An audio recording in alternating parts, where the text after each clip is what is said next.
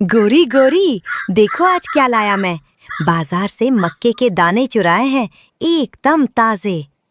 अरे कालू जी, बड़े देर लगा दी आज। मैं तो यहाँ बैठे बैठे थक गई। बच्चा भी बहुत बेचैन हो रहा है अंदर से। अरे भाई, आज बाजार में बहुत भीड़ थी और वो रानी चिड़िया की टोली भी वहीं थी।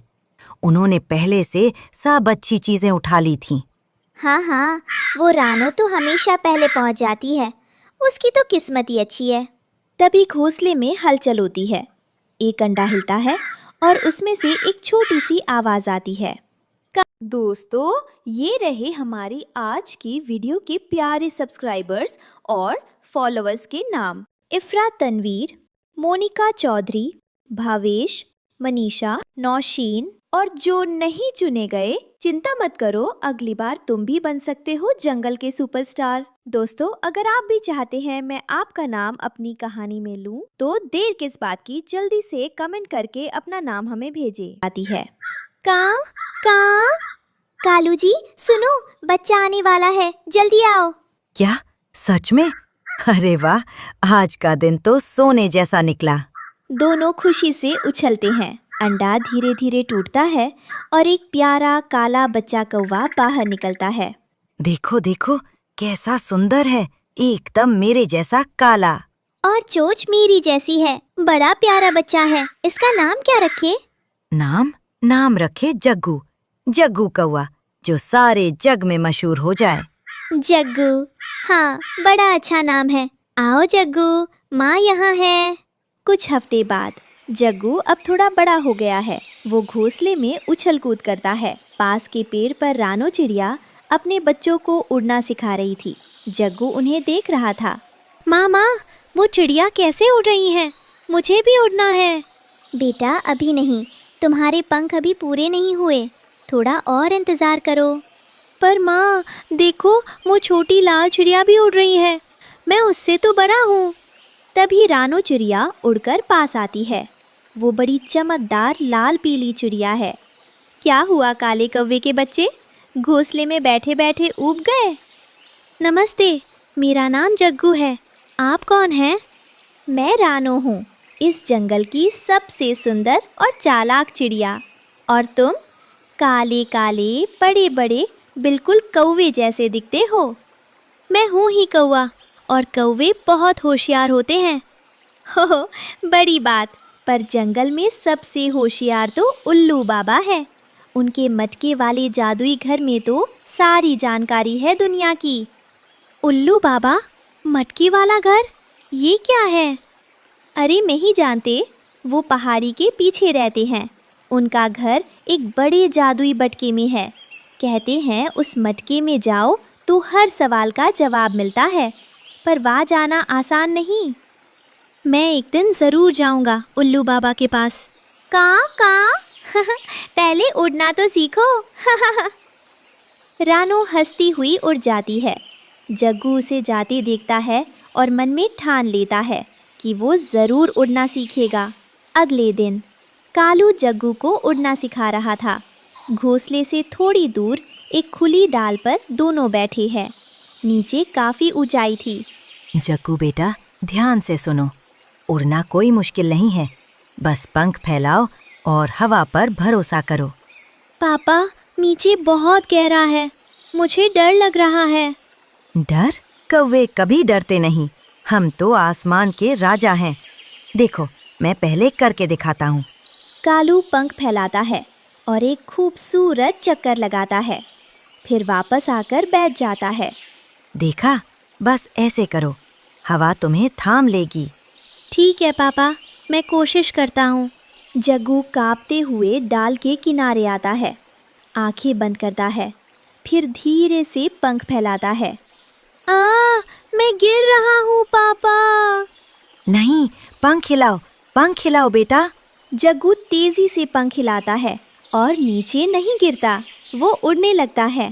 पापा, मैं उड़ रहा हूँ, देखो मैं उड़ रहा हूँ।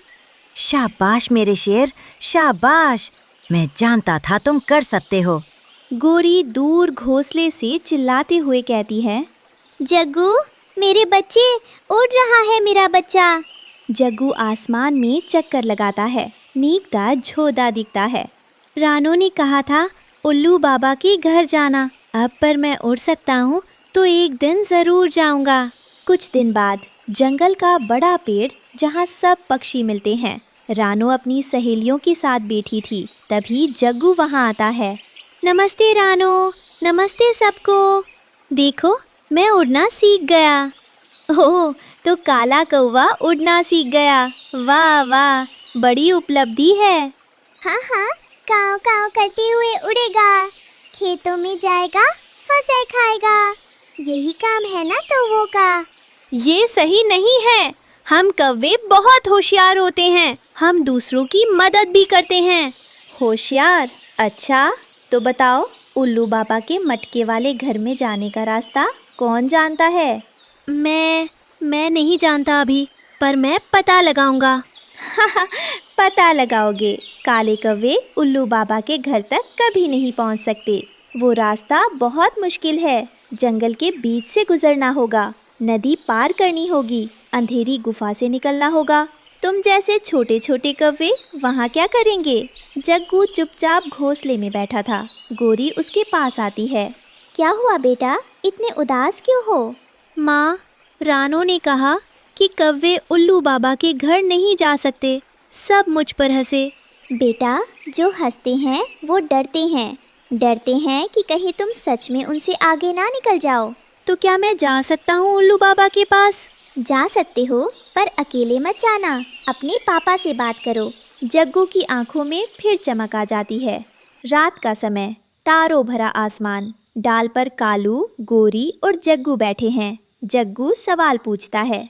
पापा, उल्लू बाबा कौन है? उनका मटके वाला घर कैसा है?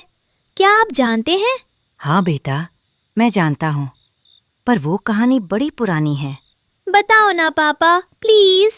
बेटा, उल्लू बाबा इस जंगल के सबसे पुराने और समझदार जीव है। उनके पास एक जादुई मटका है जो हर सच्चे सवाल का जवाब देता है। सुना है वहाँ तक पहुँचना बहुत मुश्किल है। हाँ, पहले काले बांस का घना जंगल, फिर उल्टे बहाव वाली चांदी की नदी और अंत में एक डरावनी अधीरी गुफा पार करनी पड़ती है। तब जाकर पहाड़ी पर वो विशाल मटका दिखता है। क्या आप कभी वहाँ गए हैं पापा? हाँ बेटा, जब तुम्हारी माँ बीमार थी तब मैं रास्ता खोजते हुए वहाँ गया था। उन्हीं की बताई जड़ी बूटी से तुम्हारी माँ ठीक हुई थी। पापा, आप बहुत बहादुर हैं। अब मुझे भी वहाँ जाना है। मुझे उल्लू बाबा से पूछना है कि क्या हम कौवे वाकई किसी काम के हैं या रानो मौसी सच कहती हैं कि हम सिर्फ शोर मचाते हैं। कालू और गोरी एक दूसरे को देखते हैं। ठीक है बेटा, कल सुबह हम तीनों साथ जाएंगे। सुबह होते ही तीनों कौवे यात्रा पर निकलते हैं। जंगल का रास्ता घना होता जाता है। बच्चे, यही है काला बांस का जंगल। यहाँ रास्ता भटकाने वाली हवाएं चलती हैं। एक दूसरे को आवाज देते रहो। पापा, यहाँ तो अंधेरा है और कैसी कैसी आवाजें आ रही हैं। बांस की पत्तियाँ सरसराती हैं। एक अजीब सी सीटी की आवाज आती है। कालू जी, मुझे डर लग रहा है। डरो मत।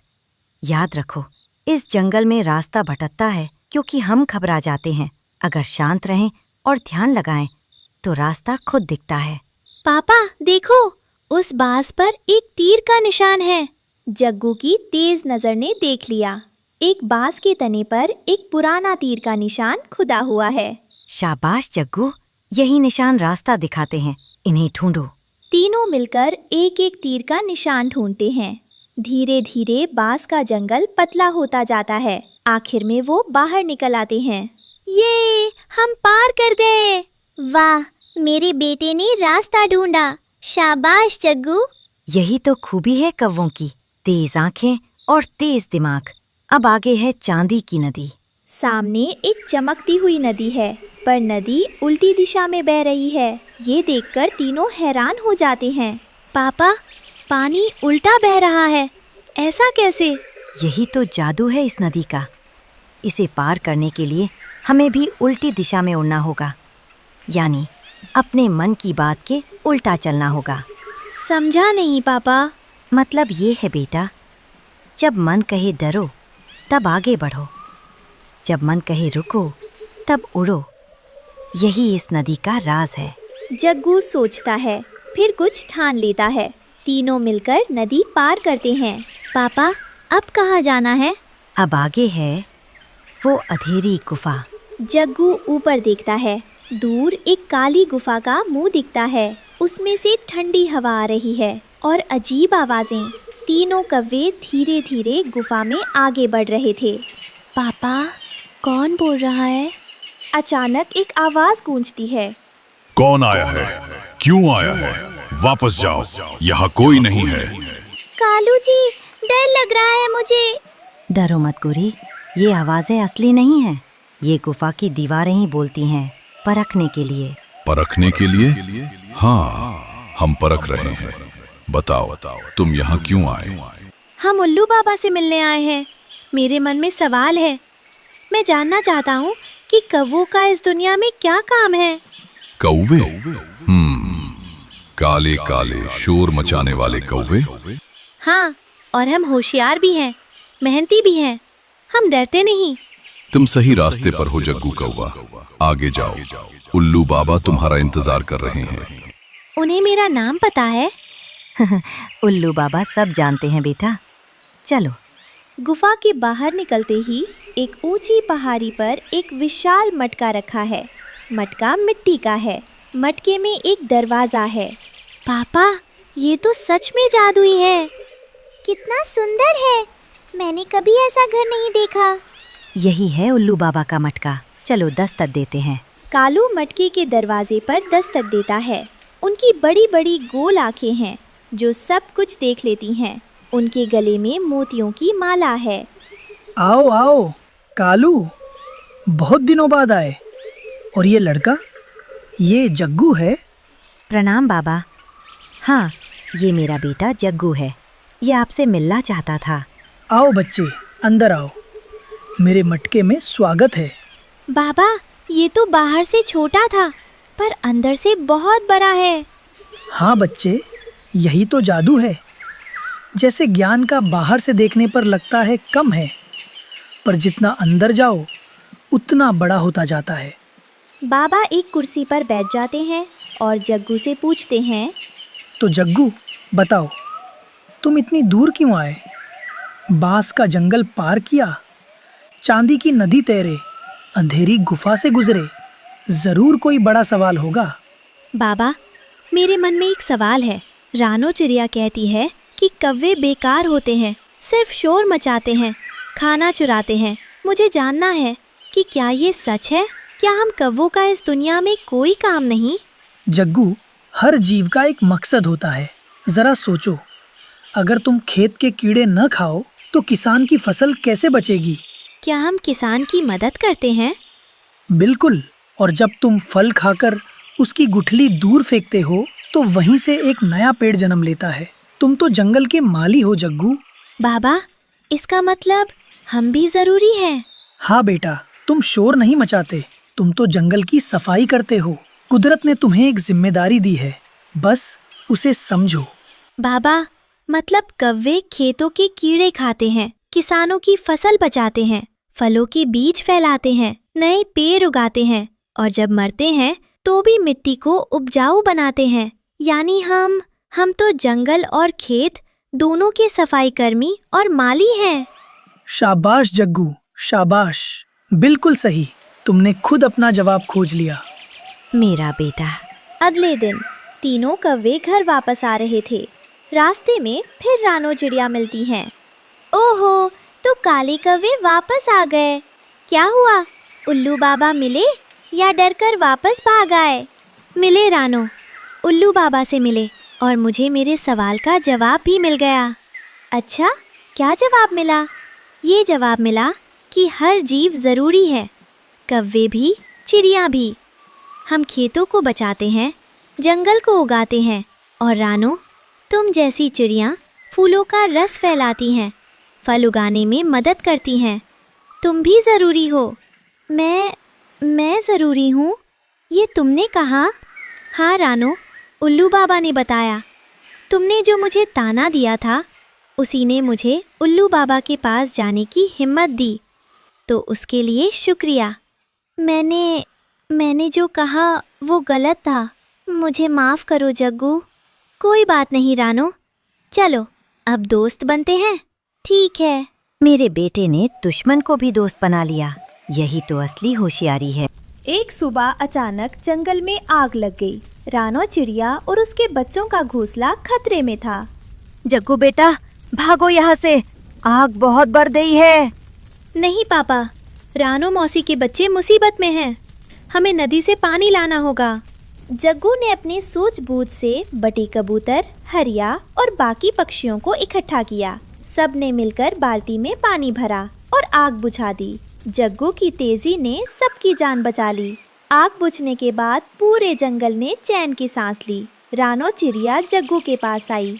जग्गू, मुझे माफ कर दो, मैंने तुम्हें बेकार कहा था, लेकिन आज तुम्हारी वजह से हमारे घर बचे हैं। तुम सबसे बहादुर हो। रानो मौसी, हम सब जरूरी हैं। अगर सब मिलकर पानी ना डालते तो मैं अकेला कुछ नहीं कर पाता। मेरा बेटा आज असली हीरो बन गया। शाम को उल्लू बाबा उड़ते हुए जग्गू के पास आए। शाबाश जग्गू, आज तुमने साबित कर दिया कि असली ज्ञान वही है जो दूसरों के काम आए। तुम सिर्फ एक कौवे नहीं, इस जंगल के रक्षक हो। आज मुझे समझ आया, मेरा रंग काला है, मेरी आवाज़ कड़वी है, पर मैं इस जंगल के लिए बहुत ज़रूरी हूँ।